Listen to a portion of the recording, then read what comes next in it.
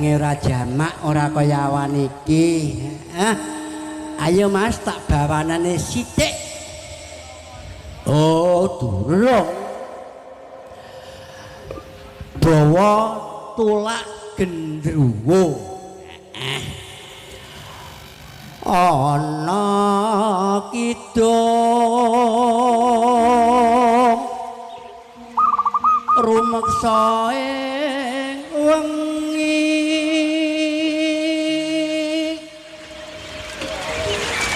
teka ayu luputa ing lara luputa bilai kabeh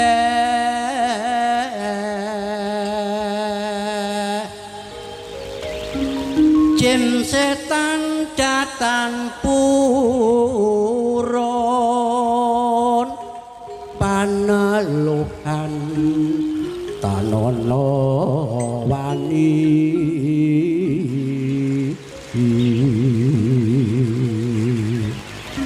mewah penggawe ala gunaning wong luput geni temahan tirta maling adotan ana nyaket mring mami lunga tutupan sirna dangdut keca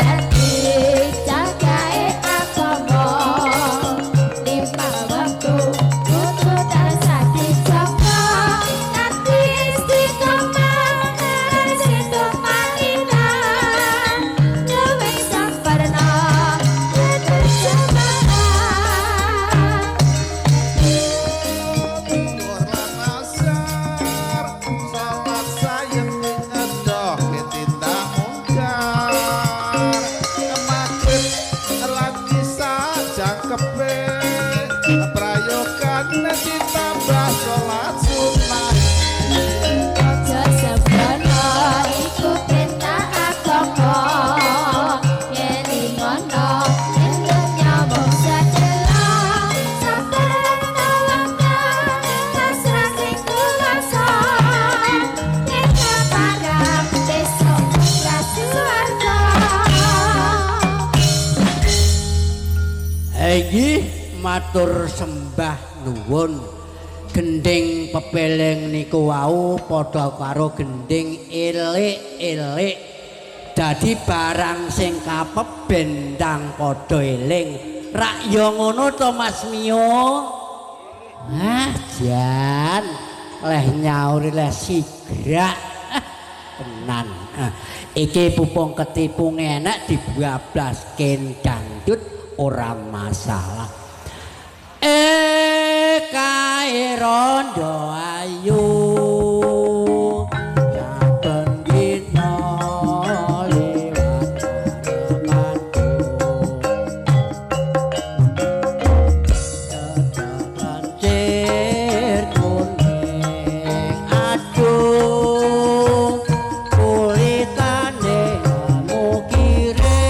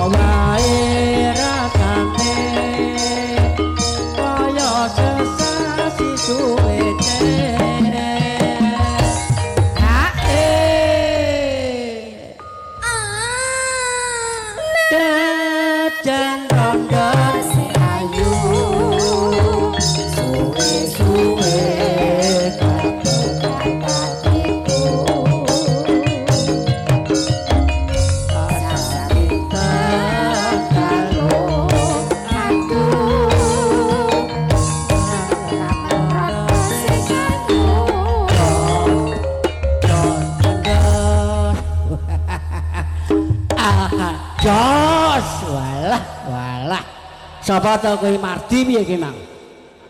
Di mbah ibu. Engko nek tak teruse engko kapok engko. Cah kurang ajar kowe. Heeh. Ayo dibablaske jandut pasar ngunut to. Heeh. Pasar ngunut. Udan deres mendunge campur pedhot. Aku ngiyup nang emper pasar ngunut. Mlebu pasar jarene tuku tahu. Mesetino tani ora metu.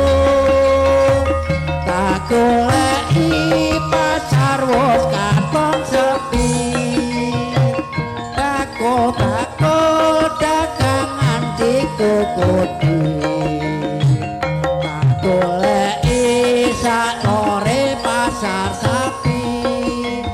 Pacarku ilang dikondol bantik sapi. Pacarku ilang jero pasar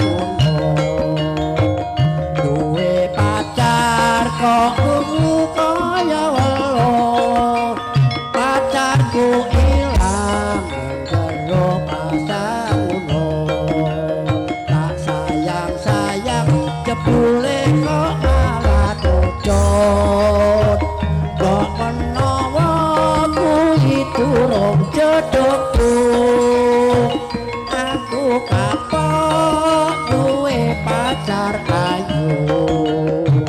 Pasar unut sing dadi saksi bisu.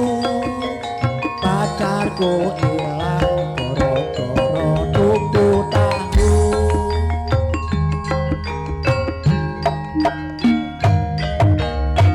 Hey.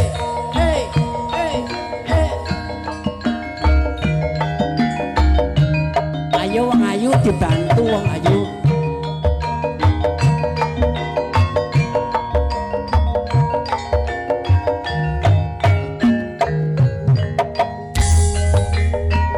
Udan deres mendunge campur pedhot. Aku ngiyup nang emper pasar ngunut. Waktu pasar jarene tuku tahu. Mesetino tani ora metu. Tak goleki pasar wis katon sepi. Bako dagangan dikukuti. Tak goleki sakore pasar sapi. Pacarku ilang dikondol bantik sapi. Pacarku ilang jero pasar unut. Duwe pacar kok ungu kaya welo. Pacarku ilang jero pasar unut. Tak sayang jebule kok malah dodot. Mbok menawa kuwi durung jodohku. Aku kapok duwe pacar ayu. Pasar unut sing dadi saksi bisu. Pacarku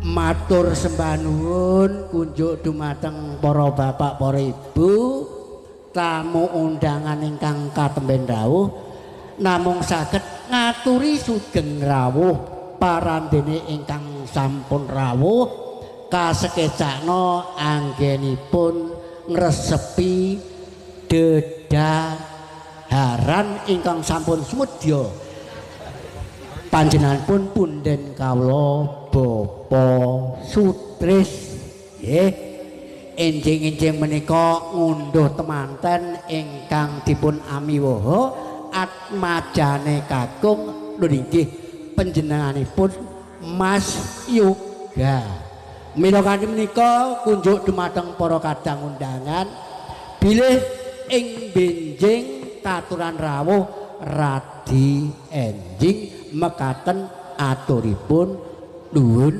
kawula nuwun. Ayo Mas diaturke gendinge apa neh Mas, monggo.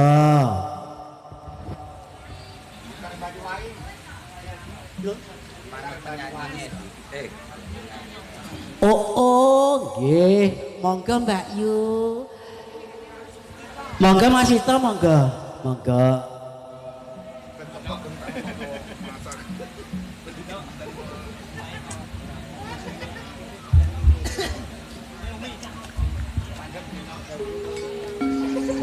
Ayo Mbak Umi apa Mbak? Apa iki yo? Dalam pripun? Mbak Dewi iki giliran Mbak Dewi apa Mbak Ayu Oh Mbak? ngaten. Wong golek perkara. Aja to. Wis sore rada sigrak rita. Ah, piye to ki?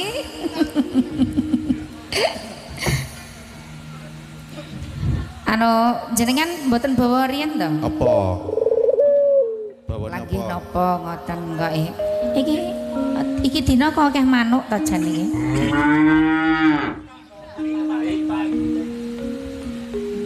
Nggih.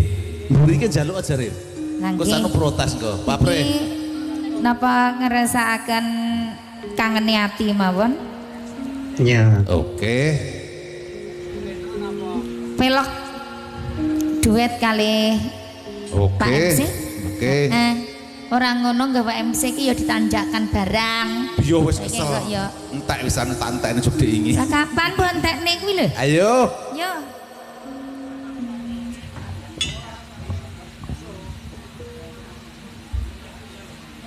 Bukan di. Nggih, bukan mburi lho. Kangene ati pelok.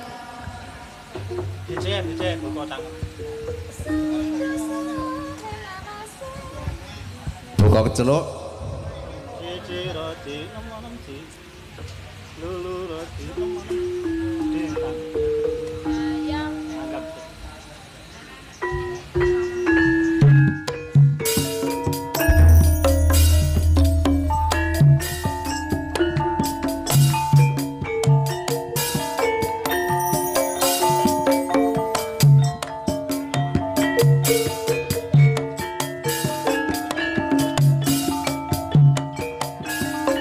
Lo lo lo lo.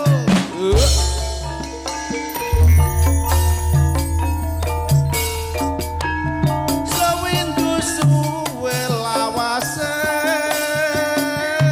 kowe lunga ora pamit aku. Do wong ayu pepujanku. Hatiku susah mong kangen sliramu.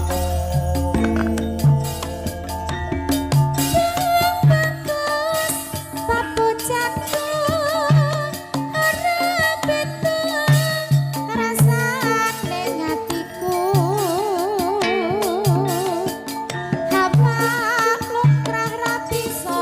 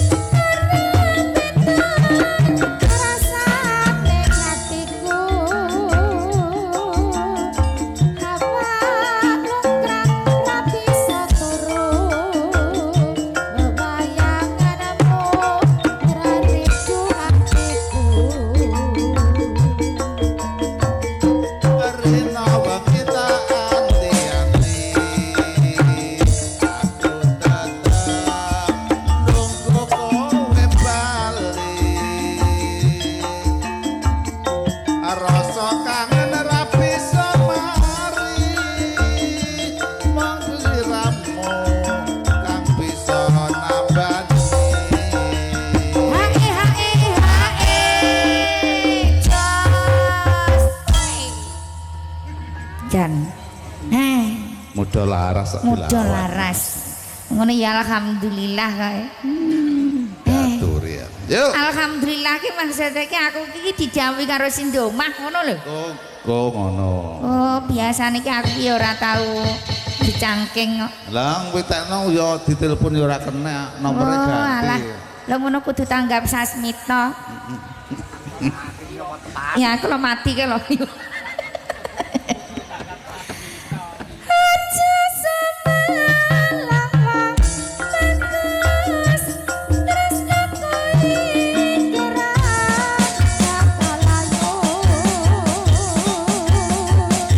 ora suwe aku balik bisa supate ana ing sisihmu.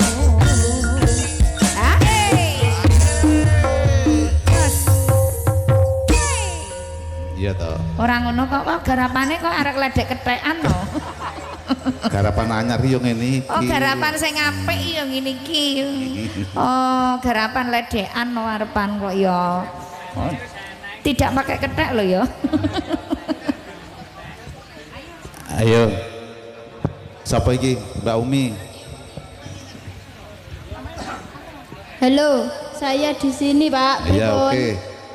Jam sore ya rata segera Jadi iki dereng wonten pamundutan malih nggih Pak? dereng wonten engko nek nang bundutan kok arene dhewe. Oh ngoten. Ha witekno mesti aturi ya Lah, do mlirok ya.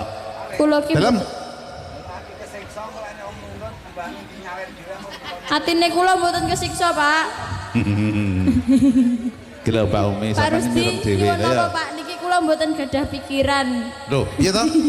Piye to? Mboten gadah pikiran kula Pak nyuwun lagu napa ndang das-das mawon. Ndang satset maksudnya. Pripun? Lah mboten gadah niki. Pripun to Om? Lewong. Lewong. Angsal. Pak sinten iki? Ngapunten. Pak. Pak Koro. Sarkoro. Halo Pak De. Bapak Koro nyuwun lewong, pripun? Loh. Polo. Polo. Lah kula ndek wong ngomong Koro nggih diani kok Pak Polo nyuwun lewong. Kowe kok berubuk ya to? Nggih. Lah pun mboten gadah pikiran terus mrembeten niki mriki ngoten. Ya mergo ranti pikiran kuwi mang ya. Nggih, betul leres. Terus kesiksa ndek wau tambah hancur. Yo lewong. Diangkat ndi? Kethuk mawon pripun?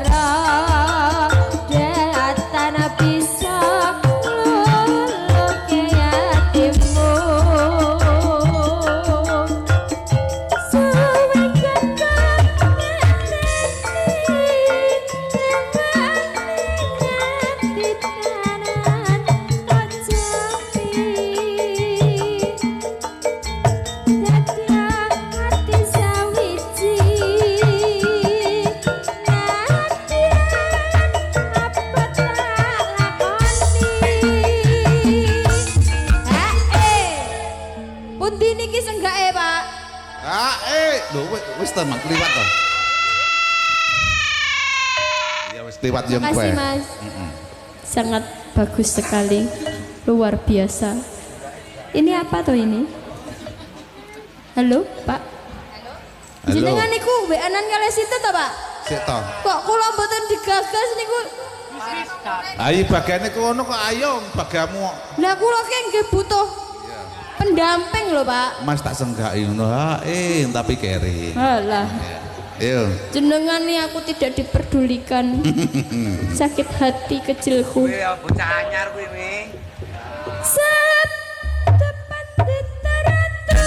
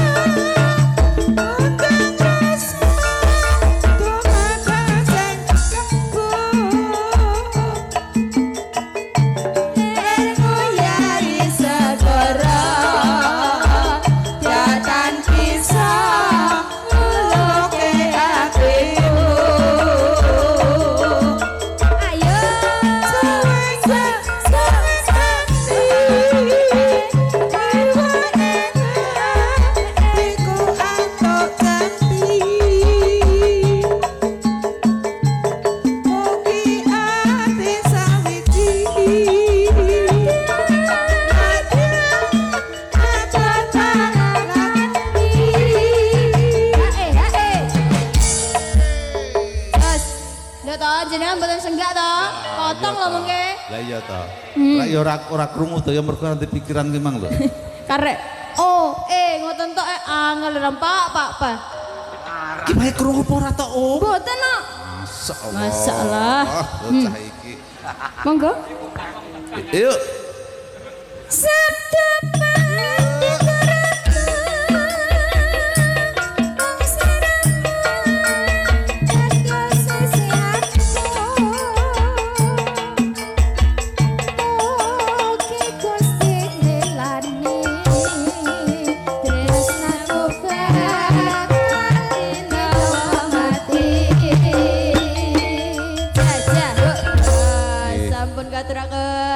lagon lewungipun pamundutan saking Pak Polo, Pak.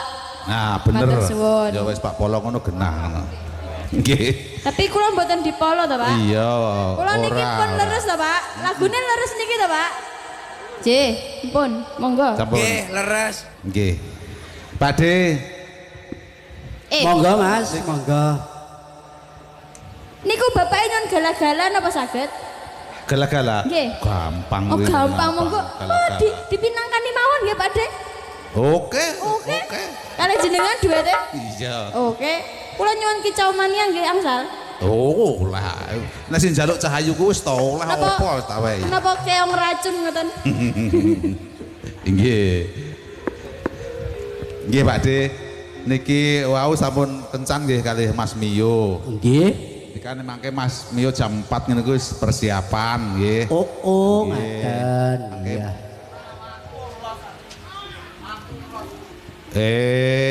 Aja ngono.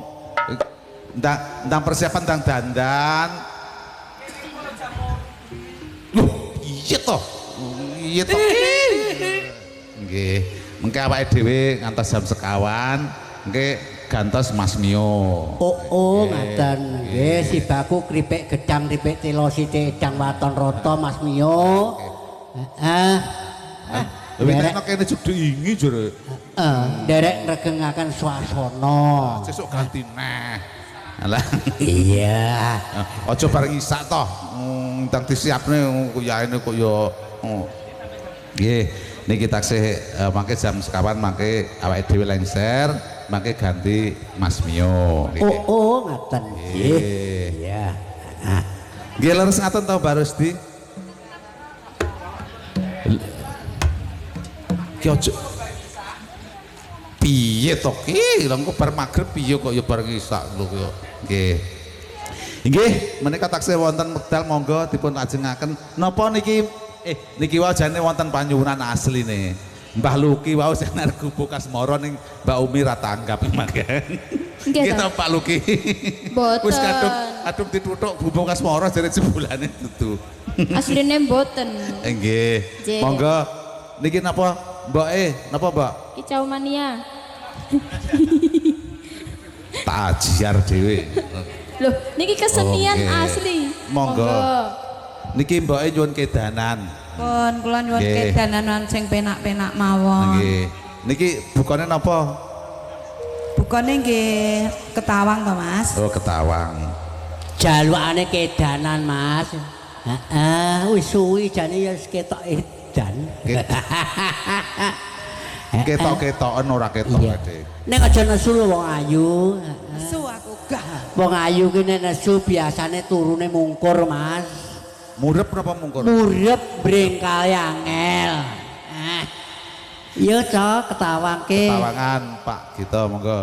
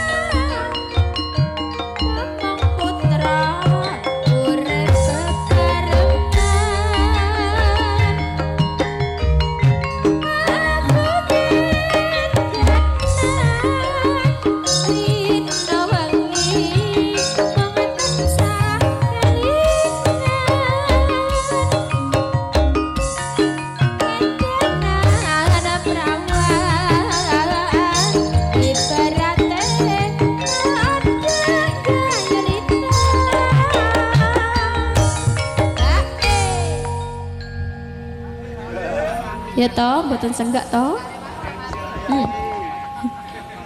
Tak rewangi pati geni pamrihe arepen kula atine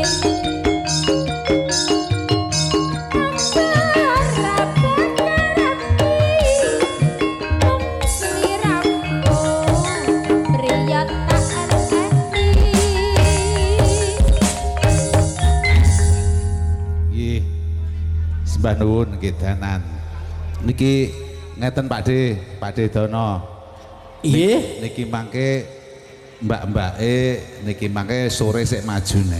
Oh, ngono ya. Kek niku aku juk isuk jujur e. Oh, ngaten, Mas. Juk isuke 200. Oh, nggih. Iya to, 200 to, Om? Orang aku cak kono. Iya. Larane mangke maju malih ya persiapan dulu nggih monggo lengser yen mboten napa-napa tapi niki mangke tesih salagon nggih salagon nah salagon niki mangke sesideman ibaripun salagon mangke monggo persiapan niki mangke modal laras lengser mangke gantos acarane Mas Mio Mbak Umi engko sik tampil neh kalian jenengan to nah yo piye to nggih. Oh ngaten nggih. Niki gending ingkang pungkasan Pak De. Mangke lagone sesedeman sasampunipun menika mangke kanca-kanca modal laras lengser untawis benjing majune. Nggih. Monggo niki sesedeman monggo dipun aturaken rumiyin Mbak Dewi. Oh nggih. Monggo sesedeman terus tresno sesideman